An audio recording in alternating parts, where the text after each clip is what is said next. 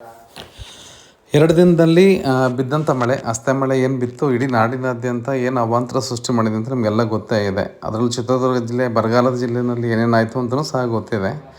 ಆದರೆ ಇದಕ್ಕೆಲ್ಲ ಏನು ಕಾರಣ? ನಿಜವಾಗ್ಲೂ ಈ ಥರನ ಆಗಲೇಬೇಕಾ? ಈ ಥರನೇ ಆಗ್ತಾ ಇತ್ತಾ? ಇಷ್ಟೊಂದು ಮಣ್ಣಿನ ಸವಕಳಿ ಆಗ್ತಾ ಇತ್ತಂದರೆ ಇದಕ್ಕೆ ಯಾರು ಉತ್ತರ ಹೇಳೋಂಥವ್ರು ಯಾರೂ ಇಲ್ಲ. ಯಾಕೆ ಅಂತಂದರೆ ಸಾವಯವ ಕೃಷಿ ಅಥವಾ ರಾಸಾಯನಿಕಗಳನ್ನ ಅತ್ಯಂತ ಹೆಚ್ಚು ಬಳಸಿದಾಗ ಏನಾಗುತ್ತೆ, ಸಾವಯವ ಇಂಗಾಲದ ಪ್ರಮಾಣ ಕಡಿಮೆ ಆಗಿ ಬಿದ್ದಂಥ ನೀರು ಅಲ್ಲಿಂದ ಅಲ್ಲೇ ಮಳೆ ನೀರು ಭೂಮಿಲಿ ಹೀರ್ಕೊಂಡೇ ಇರೋದ್ರಿಂದ ಇಷ್ಟೊಂದೇ ಅವಾಂತರ ಆಗ್ತಿರೋಂಥದ್ದು. ಅಂದರೆ ನೀರನ್ನ ಭೂಮಿ ಬಿಟ್ಕೊಡ್ತಾ ಇದೆ, ನನಗೆ ಬೇಡ, ನನಗೆ ಕುಡಿಲಿಕ್ಕೆ ಶಕ್ತಿ ಇಲ್ಲ ಅಂತ ಹೇಳಿ. ಹಾಗಾಗಿ ಸಹಜ ಕೃಷಿ ಮಾಡೋಂಥದ್ದು, ಸಾವಯವ ಕೃಷಿ ಮಾಡೋಂಥದ್ದು ಅನಿವಾರ್ಯ ಆಗಿರೋಂಥದ್ದು. ಮತ್ತು ಸಾವಯವ ಇಂಗಾಲದ ಪ್ರಮಾಣ ಚೆನ್ನಾಗಿ ನೋಡ್ಕೊಳ್ಲಿಕ್ಕೆ, ಚೆನ್ನಾಗಿ ಹೆಚ್ಚಾಗಲಿಕ್ಕೆ ನೋಡ್ಕೊಳೋಂಥದ್ದು ಎಲ್ಲರ ಜವಾಬ್ದಾರಿಯಾಗಿದೆ. ಆ ನಿಟ್ಟಿನಲ್ಲಿ ವೀರೇಶ್ ಅವರು, ಜಾಜೂರವರು ಸಹಜ ಕೃಷಿನಲ್ಲಿದ್ದಾರೆ, ಐಕಾಂತಿಕ ಗ್ರೂಪಲ್ಲಿದ್ದಾರೆ. ಅವ್ರು ಬಿದ್ದಂಥ ಮಳೆ ನೀರು ಹೇಗೆ ಭೂಮಿ ಒಳಗೆ ಹೋಗ್ತದೆ ಅಂತೇಳಿ ಜೀವಂತವಾಗಿ ನೋಡ್ಬೋದು. ಹಳ್ಳ ನೋಡ್ರಿ ಹೆಂಗೆ ಹರಿತಾ ಇದೆ, ಹಳ್ಳ ಹರಿಯೋದು ಕಾಣ್ಬೋದು ನಿಮಗೆ. ಈಗ ನೋಡ್ರಿ ನಮ್ದು ಈಗ ಸಹಜ ಕೃಷಿ ನ್ಯಾಚುರಲ್ ಫಾರ್ಮಿಂಗ್ದು ಏನು ಪವರ್ ಅಂತ ಈಗ ನೋಡ್ಬೋದು ನೀವೀಗ. ನೋಡ್ರಿ ನೀರು ಯಾವ ಥರ ಕುಡಿತಾ ಇದೆ ಭೂಮಿ. ನೋಡಿರಿ ಎಷ್ಟು ನೀರು ಫಿಲ್ ಆಗ್ತಾಯಿದೆ. ನೋಡಿರಿ ಪೂರ ನೀರಿದೆ ನೆಲ ತುಂಬ. ಎಷ್ಟು ಕಡೆ ಈ ಥರ ಗುಳ್ಳೆ ಬರ್ತಾಯಿದೆ ನೋಡ್ಬೋದು ನೀವು. ನೋಡಿರಿ ಯಾವ ಥರ ನೀರು ಕುಡಿತಾ ಇದೆ ಭೂಮಿ. ನೋಡಿರಿ ಎಲೆ 1 ಗಂಟೆ ಆಯ್ತು ಈಗ ನೀರು ಹರಿಯಕತ್ತಿ. ನೀರು ಯಾವ ಥರ ಕುಡಿತಾ ಇದೆ ನೋಡ್ಬೋದು ನಿಮ್ಮ ನಮ್ಮ ಭೂಮಿ. ಅದೇ ಸಹಜ ಕೃಷಿಯಲ್ಲಿ ಯಾಕೆ ನಾವು ಒತ್ತು ಕೊಟ್ಟು ಹೇಳ್ತೀವಿ ಅಂದರೆ ಇದಕ್ಕೆ.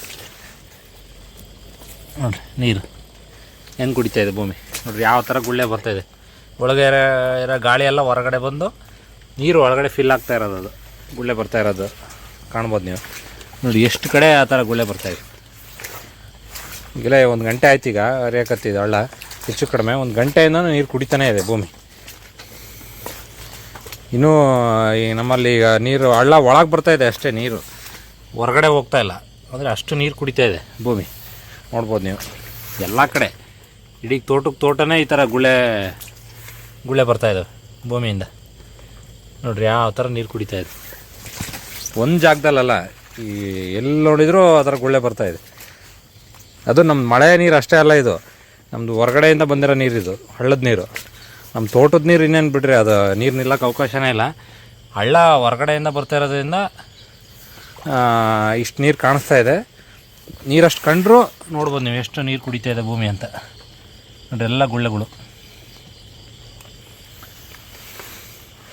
ನೋಡಿ ಎಷ್ಟು ನೀರು ಕುಡಿತಾ ಇದೆ. ನೋಡಿರಿ ಯಾವ ಥರ ನೀಟಾಗಿ ಕಾಣುತ್ತಿಲ್ಲ ಗುಳ್ಳೆ ಬರೋದು.